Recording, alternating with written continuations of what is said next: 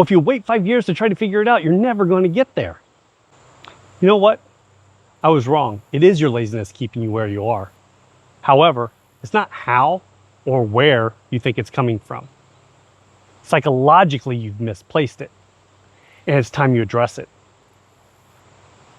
You're not avoiding the work, you're avoiding the question. What do I actually want? So you answer the easier question. How do I become more engaged?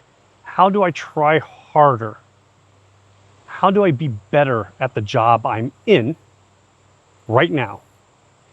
By the end of this video, I'm going to give you 2 things you can start today to address that. I'm going to show you what asking the wrong question sounds like from the outside, because I think it's a lot easier to hear the answer to those questions when it's not in your head. I got a call last week from a friend, an old coworker of mine.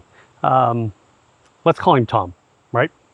So Tom calls me, and this is a friend that probably 4 years ago, we worked through his unhappiness with his job, with his career. We had the conversations, and we landed on a number that he needed to make that would make it fiscally reasonable for him to be able to step away from this career. Not knowing what he wants to do, but it would give him that freedom to make that step. And I get a call from him probably about a year ago, and just out of the blue, we hadn't talked in a while, and he goes, "You know what, Chad? I hit that number. You remember that number we talked about?" And I'm like, "Yeah, I do. I don't remember what the number was, but I remember us having that conversation."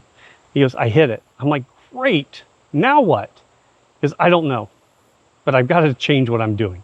I'm not happy.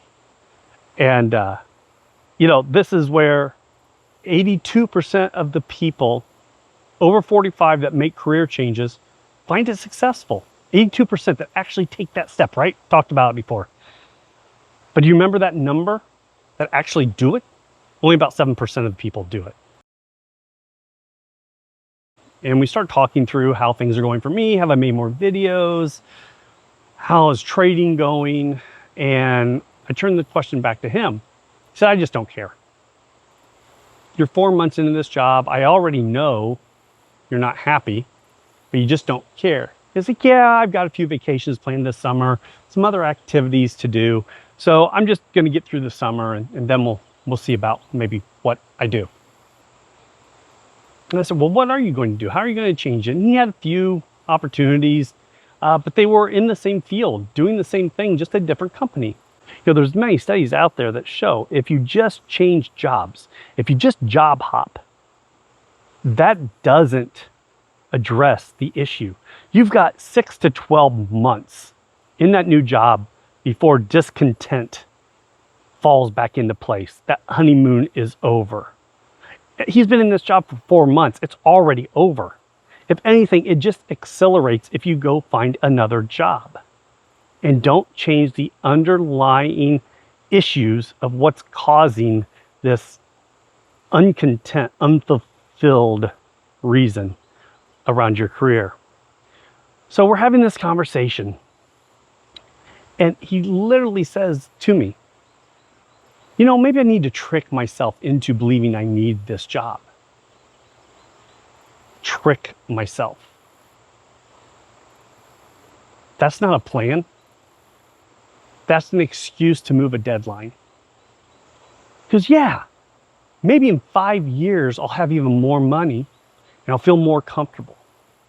I said, so you're going to sacrifice the feeling you're feeling today, your high blood pressure, not sleeping at night, unhealthy eating habits, not being engaged with your family, so you can have more money to create the cushion to do something about it.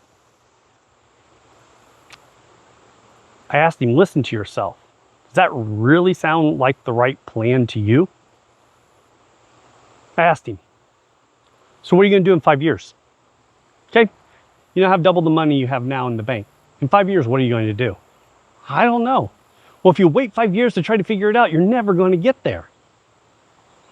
Yeah, I guess that does kind of sound like a crazy plan, doesn't it?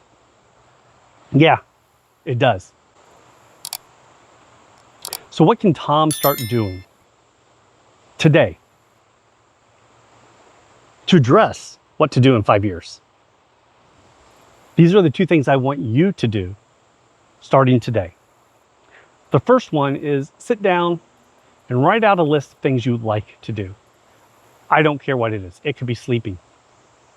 It can be eating. It can be taking walks. It can be going to amusement parks. I don't care what it is. It might be gaming, board games, video games, anything. But sit down there and think about things you like to do and just write them down. Don't try to think of how could I make money from that. Just write them down. Once you have those written down, now go back through and go, how could I make money doing these? Some might be easy, some might be hard, some there might not be, right?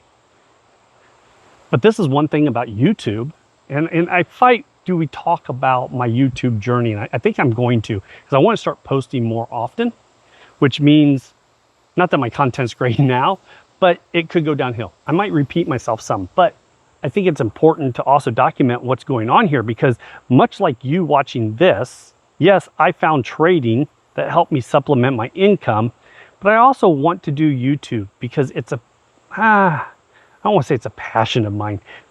This is a passion of mine because I lived it for so long, that uncontent feeling, the long nights, the short weekends because Sundays are all of a sudden the day that the anxiety starts creeping back in, the 1, 2 o'clock wake ups in the middle of the night that I couldn't fall back asleep because I start thinking and worrying about a job.